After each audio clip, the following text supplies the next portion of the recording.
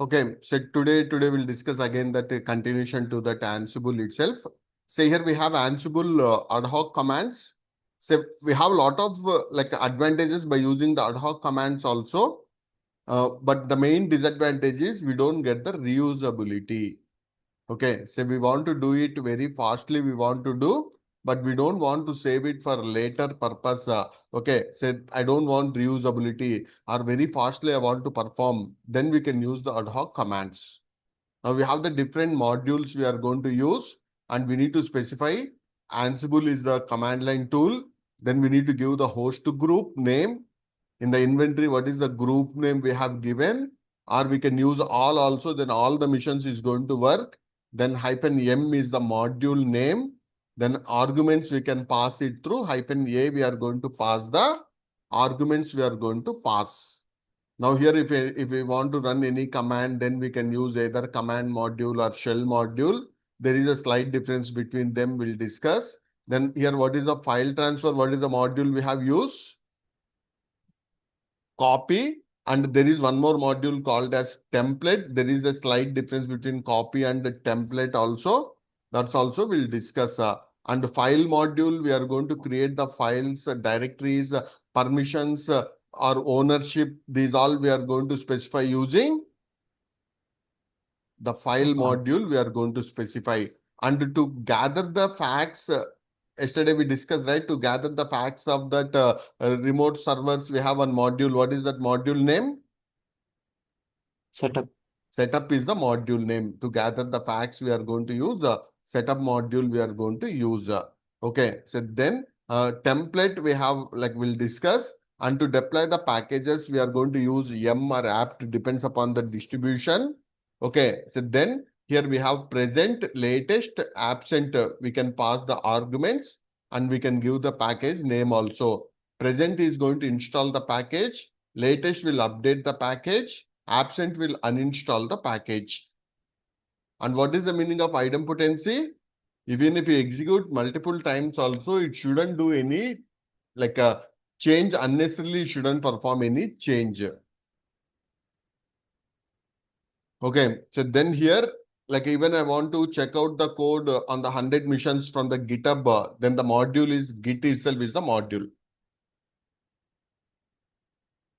Okay, so then services we can keep the started, restarted, stopped kind of things also we can use, which is dangerous in this. Restarted. Restarted is very dangerous because started is like soft itself, because if the service is already running, it won't start. But restarted is very dangerous on the production. Okay, stopped also is very dangerous itself because it's going to stop the service.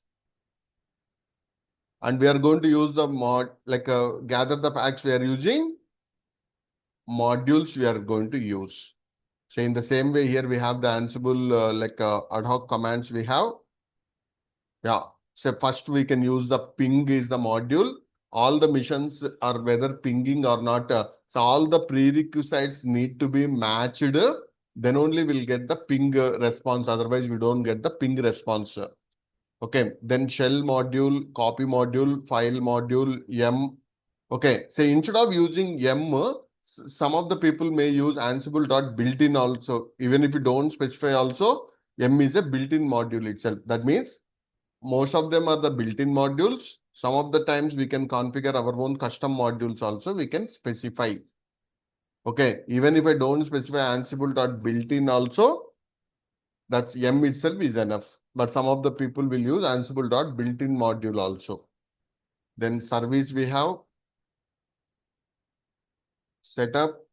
Okay, so main advantage with the Ansible like ad hoc commands are very simple to use, but the disadvantage is like we don't get the reusability and programmatically we can't integrate with the CI/CD kind of pipelines. That is the reason we are going to use playbooks. We are going to use so for that purpose we are going to use the Ansible playbooks we are going to use. Okay, so what is the advantage of the playbooks are? For reusability. For the reusability, and programmatically we can manage. Okay, and mostly like here the first line is the 3 hyphens we have, and we are going to give the host details like what is the meaning of local host? On the same Same machine itself machine. is going to execute on the, and if it is a remote user we can give, okay, so maybe even if you don't give the remote user also, like we are going to use the become. Okay, so what is the meaning of become here? Pseudo privileges. Yeah, say suppose like we are escalating the permission by using the become method. Okay, so by using the become method, we are going to use. So now here we have become is there, and one more is like become user is there. So with the become, what is going to happen is like here we want to privilege escalation. We want to give. So maybe we have like login as a Ubuntu user, EC2 user, but we are giving sudo, right? But from the Ansible wise, we want to give the sudo access. Then we are going to give the. Then we are going to give the become. We are going to give. So become yes, we are going to give. So then it escalate to the root user. Like normally in the command line, what is the equivalent to sudo? This become is going to do. Okay, so if I want to escalate as a SU kind of super user or for other user, then I can use become method. Okay, so become method also we can specify. Okay, become user, become like method also we can specify there. Mostly become like we should give at the playbook level we are giving, or inventory level we are giving, not at the task level. Okay, then in the task we'll have the multiple tasks. Then in that name doesn't do anything, just it's an instruction, that's it. But module name is apt. Okay, so then here how we can execute the playbook is, okay, so now here the assume this nginx.yaml. First what I need to do is I'm going to use Ansible hyphen playbook. My playbook name is nginx.yaml. I'm in the current location itself. Then I'm going to use like a hyphen F5. What is that meaning of hyphen F is? How many forks we are going to specify. Okay, and simultaneously on that number of missions is going to perform the automation. Then here if I use hyphen hyphen list hyphen host, like in my like if I use hyphen I inventory file, so if I use the hyphen I hosts, okay, so in that like how many missions I have, okay, say in my nginx.playbook, I use like maybe web, say in my host inventory. So in my host inventory, I have the web. So now here I'm going to keep the servers like 10.11.0.16, 10.11.0.18 or 19. Like this here we have, and maybe 10 servers we have. DB, okay, say 10.11.0.45. So here like this, here we are going to specify these details in my host inventory file. And while giving this, I'm going to give in the very older versions, by default, the path is etc Ansible. In that we used to get two files. One is ansible.cfg. We have one file. What is this? Ansible.cfg is the global configuration file, and we have one more file called as host file. We can keep any of the name, but at the time of execution, we need to give hyphen I. If I use this command, it's going to list the host. In the web, how many hosts we have? 2. Two hosts. It's list that. What is the advantage is I'm going to confirm, okay, these two missions itself, then according to that, I'm going to perform that automation. Okay, so that means directly don't execute the playbook. First check the list host, okay, and confirm all those. Then Ansible hyphen playbook, that playbook name. Okay, so then I'm going to use like a syntax check also. So what syntax check will do is, like any syntax issues there, all those it is going to display. After that, execute the playbook. Okay, so after that, execute the playbook, Ansible hyphen playbook nginx dot YML or YAML, what is the name you have given? Then optionally you can use the fork. So then on the 10 missions is going to, but I don't have 10 missions in this. Okay, then hyphen I, that inventory file we are going to specify. In the real time when we are using inventory file also, if you are passing through static, try to keep in your GitHub itself. In that itself you can modify if any of the details have been changed. Okay, so now can you tell me what this task will perform? Uninstalling the Nginx server. Uninstalling that Nginx. If already it's installed, then it's going to uninstall that package. Okay, so if already package is there, then it's going to uninstall that package. So this will bring to latest, and we have notify and handlers will discuss. As of now, we are going to use the task itself, but there is a special use case for notify and handler that is also mandatory. We need to understand. So this is like it's going to start the service. It's installing in one task. We are installing the package. Latest it is bringing. Then in the service is going to start. Started is a soft kind of thing because it doesn't have any issues. But if I keep restarted here, if I execute multiple times this playbook, that affects the business. Stop also is risky itself. But before uninstalling, what I'm doing is one of the best practice. I'm going to stop that service. Then I'm going to uninstall that service. Okay. So instead of group, here we can give the directly that IP address also.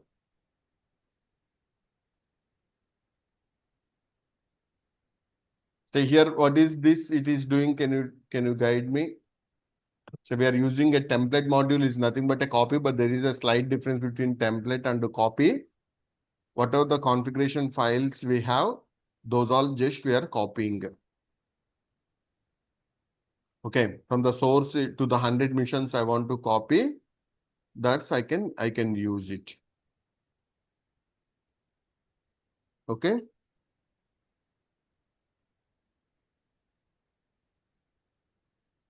So here notify means notify restart Nginx That means it will I'll notify. explain. We have notify and a handler we have. That I'll explain you. So what is the difference between notify and a handler? I will explain. So we'll discuss some more playbooks also. The vaults as of now you don't understand. So now here I'll explain one playbook. If I keep this playbook, okay. So now I'm keeping one more task to restart the Nginx. I'm not using a notify. What is the purpose of task is irrespective of the changes, task will execute all those steps. It will execute sequentially. Okay, but if I keep the restart Nginx in the task itself, what is going to happen is each and every time when I do the play, the task is getting executed. The task is getting executed. So what is going to happen here? Each and every time It restarts. the task is getting executed. That's restarting will affect the performance of the application.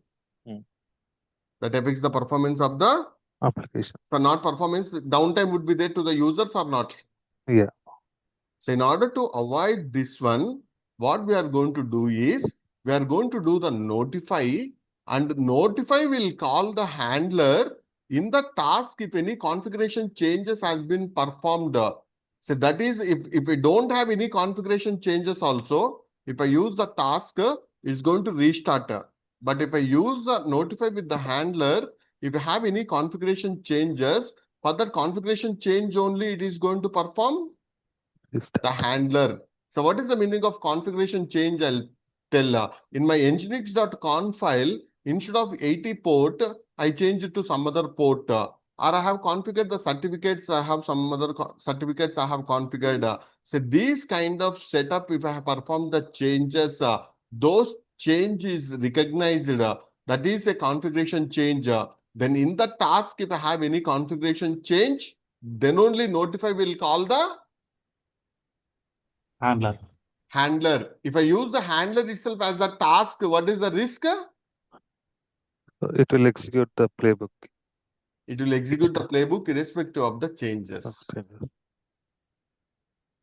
It will execute the playbook irrespective of the changes.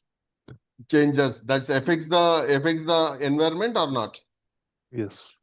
Yes. In order to avoid that one, we are going to use. Notify handler. In order to avoid that one, what we are going to use? Notify and handler. Handler. Try to understand here the handler, like it should be same name. The notify name, handler name should be same. What is the name we have used here for notify? Restart Nginx. Restart Nginx. The same thing we need to specify in handler also. When the handler will execute? When the configuration changes. If any configuration change has been performed, then only this handler will execute. Yeah, notify will call the handler. If there is no configuration change, even if I execute this playbook for 100 times also, so this handler will not execute. Going to happen. That is called as idempotency. Okay, without having the notify and the handlers with the task, if I write this playbook, each and every time before execution, the company should be very, very careful. Otherwise, in the production, it's going to do a lot of damage to the downtime of the servers. Okay, so in order to avoid that one, what we are doing?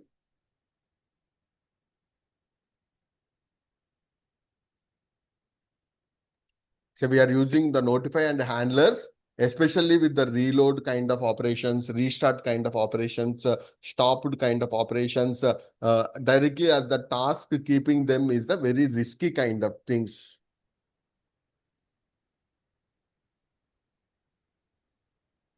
Okay, so in order to avoid that one, we are using this notify and handler. Yeah.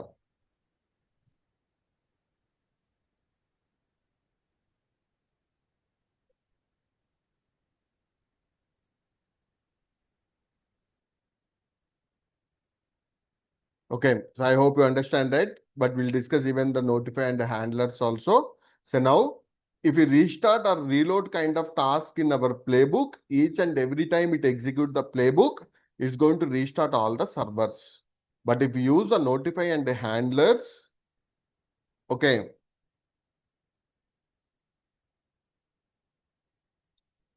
if any of the configuration change has been performed in the previous task, then only I want technically that configuration change need to restart or reload kind of operations. If I don't have any configuration changes, then like I don't perform those. Okay, so that's we are going to use the handlers.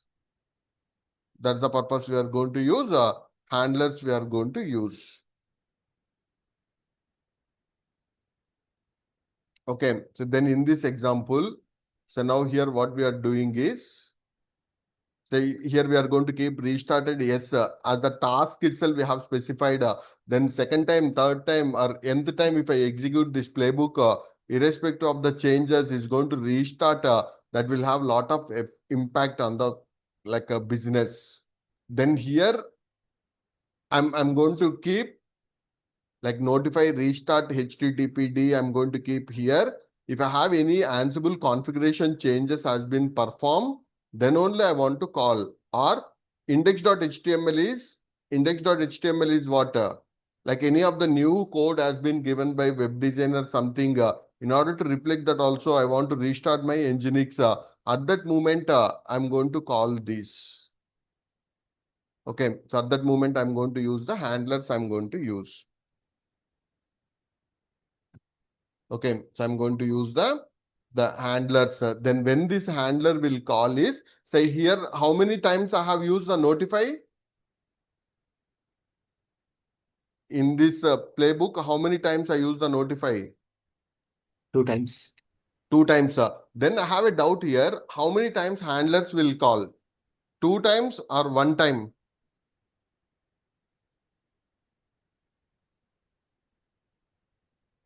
I think one, I mean, if there is any change, right? Then Normally the handler will execute at the final stage itself. okay. Okay. It won't execute at whenever the notify calls, it won't execute. At the end of the playbook execution itself, even if you call that or notified it multiple times also, handler is going to be called, only finally it's going to call. Okay, so handler is going to be called finally. Okay, so what is when I want to restart is have modified my any of the configuration changes or index.html, I have performed the changes. Then only I want to restart my Nginx. That is the purpose I use the notify and handler. It's very risky to use the task for this. Okay. Then say suppose everyone need to execute the playbooks. Everyone need to execute the playbooks. So then what you need to do, the steps I will explain. Try to execute minimum 1 playbook you need to execute. Okay, so what you need to do to execute the playbooks, all these playbooks, maybe 10 years back, we used to write. Now it's very easy because you'll get it from the chat GPT. You need to give the proper instructions from the chat GPT. We are going to get all these. Okay, so now try to understand. We need to install Ansible on one mission, like maybe sudo apt install Ansible or m install Ansible or ansible.io. So whatever the packages we have, like we need to install Ansible. Even you have 1,000 missions also, only on one mission we need to install. Then on this mission, we need to run one command sh-keygen. Okay, so if we generate the key, in the normal like dot ssh in the current directory dot ssh, we are going to get the files like id underscore rsa, but now we are getting ed25519. Okay, so that depends upon the OS. Then these need to be copied on the remote mission authorized keys. I have shared one video regarding that. So we need to generate the keygen on which mission? Master. On the Where master, we need Ansible to is. generate, and that need to be copied to all the remote missions. Okay, so on the normal traditional Linux missions, we can use sh-copy underscore id, but in the AWS environment, it doesn't work. But we have a one workaround. But manually, this is one-time kind of thing. Okay, so SSH wise, everyone like need to go through one video again. I'll share it. So this step we need to install. Then like maybe you can create one directory. I'll call these as my playbooks. I'll create a directory. Go to that playbooks. Then you create one nginx.yaml or YML is fine. Then copy that playbook code, what you will get it from the chat GPT or somewhere from these, from the Google, whatever it may be. Then we need to create one more file. What is that is host file you can keep. In that you keep that group name web servers you have in your playbook, then keep the same name, then give that remote mission IPs you need to give. That remote mission IPs, say we need to provide, then we need to save it. After that, what are the commands we need to execute? So we need to execute Ansible-playbook. Okay, Ansible-playbook, this nginx.yml-i. What is that inventory file? Host file. Okay, so then like you can use -f that forks you want, how much you want also you can specify, but that's not mandatory. But before that, verify the list of host and syntax check also verify, then execute this playbook. Okay, so any of that playbook, say everyone need to come with 10 to different 15 playbooks. That's maybe user creation on the local machine itself is fine. If you want to do on the same server, then whatever the key you have generated, the same key you try to copy to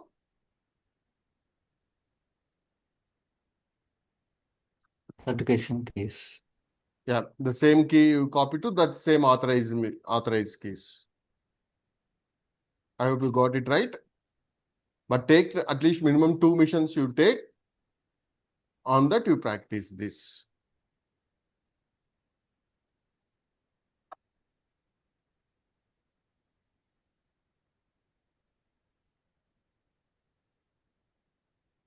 Okay, so this playbook we need to execute. So at least 1, 2 playbooks you need to execute, and some ad hoc commands also. Once you set up this on that remote mission, Ansible web servers -m ping also is one of the module we need to use. So the ping also is one of the module we can use for that. Okay, so one module, one playbook, and one with the handler and notify. Okay, so everyone need to perform. So everyone need to perform till this step. We need to perform everyone.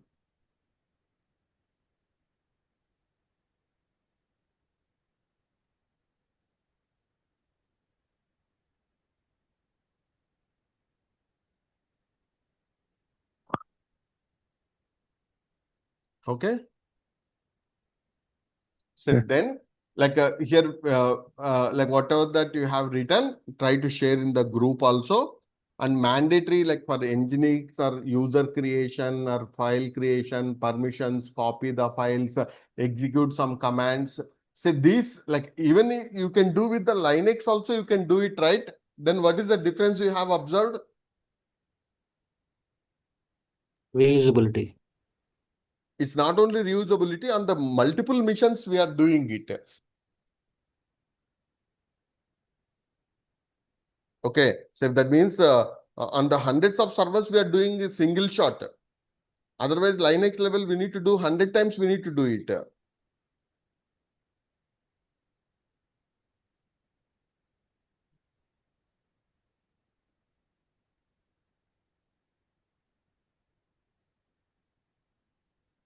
Okay, so everyone need to execute minimum one playbook need to execute, and after that one of the assignment what I have given is Tomcat. I'm giving as the assignment. That means everyone need to install Tomcat, maybe not 10 or 11. Okay, so like maybe we need to install Tomcat 8 or 9 through the Ansible playbook. Try to install. So you take 1 or 2 nodes, but Ansible can do on the hundreds of missions also, even if it is successful or 1 or 2 missions. 90% or 95%, like maybe 2 to 3%, there may be failures may be there. Okay, but 90 to 95% it will execute on the hundreds of missions also.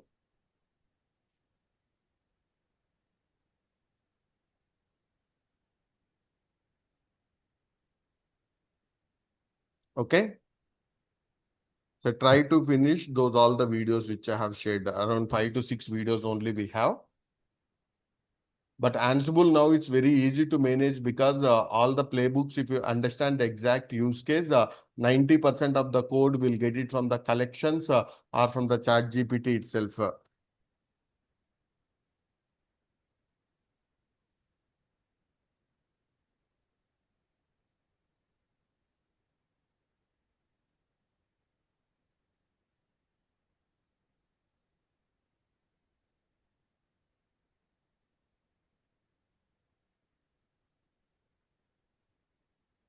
Okay. Okay, sir. So try to finish all this. And parallelly, the Terraform Jenkins also do it. Okay. That when can you finish all these videos at least?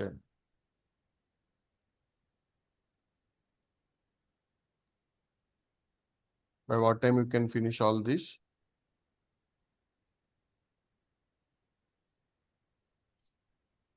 At least next week, Wednesday, try to finish all these videos. Okay. So Jenkins also finish, hands-on also. And those who have done all these playbooks, try to integrate that Jenkins with Ansible playbook also. All these keep in the GitHub.